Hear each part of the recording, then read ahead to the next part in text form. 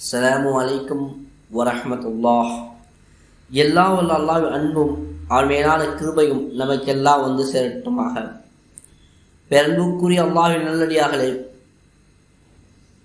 வியாபாரத்தில் நஷ்டம் ஏற்படுவதை தடுப்பதற்காக வேண்டி, பணத்தின் குறைபாடு இல்லாத சூழ்நிலை அமைவதற்காக வேண்டியும், கடனிலிருந்து வெளியே வருவதற்காக ஒரு அற்புதமான வசிஃபாவை பார்க்க இருக்கின்றோம்.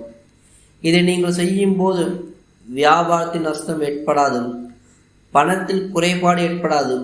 மேலும் கடன் இருந்தால் எவ்வளவு பெரிய கடனாக இருந்தாலும் அந்த கடன் இன்ஷா அல்லாஹ் அடைந்துவிடும். மிக இலகுவான வசிஃபா, கொஞ்ச நேரம் எடுத்துக்கொள்ள வேண்டும். இதன் மூலமாக பயன் மிக மிக அதிகமாக இருக்கும்.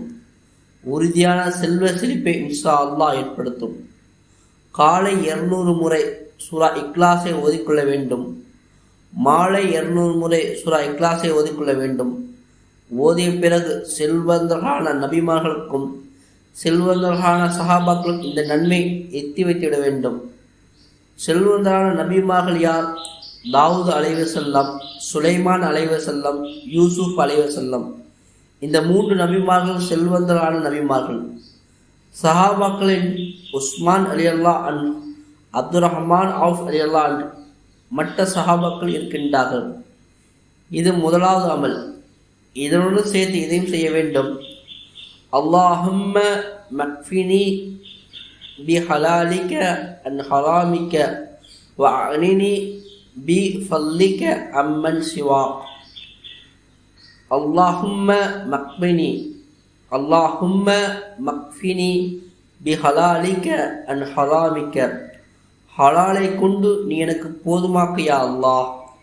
வ அக்னினி பி ஃபல்லிக அம்மன் சிவா, யா அல்லாஹ் உன்னுடைய சிறப்பை கொண்டு என்னை மற்றவனிடமிருந்து தேவை அற்றவனா ஆக்குவாயாக. உன்னை தவிர வேறு யாரிடமும் தேவை உள்ளவனாக இருக்கக்கூடாது.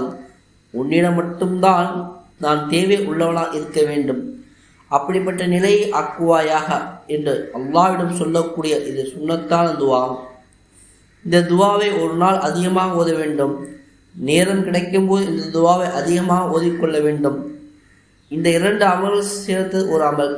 இதை செய்து வாருங்கள். பணத்தின் குறைபாடு இல்லாத சூழ்நிலை அல்லாஹு தஆலா ஏற்படுத்துவார் இன்ஷா அல்லாஹ்.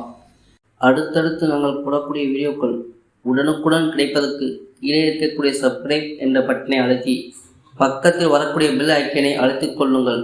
அல்லாஹ்வின் நினைவில் இன்ஷா அல்லாஹ் வாழ்வோம்.